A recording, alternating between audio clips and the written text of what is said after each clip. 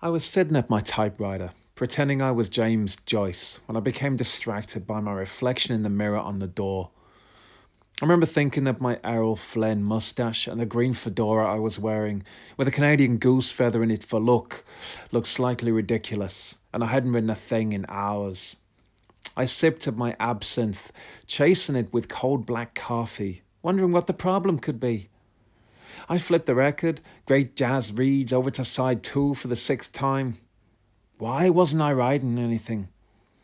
I looked down at the desk, at the 4 completed pages of my 47th unfinished novel.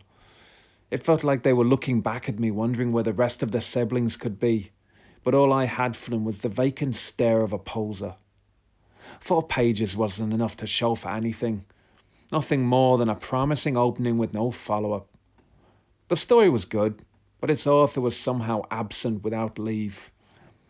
It was this scene, outside of the story, that didn't interest me. That was the real problem.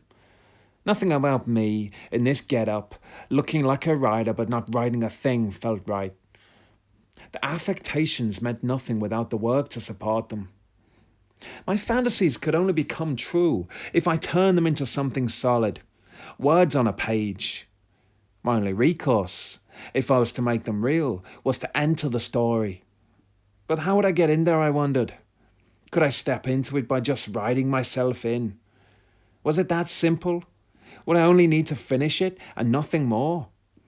I certainly wouldn't get anywhere merely imagining the rest of the book from the comfort of my armchair. A great man said, "Fantasy is just action you've yet to take, or are unable to because it defies reality."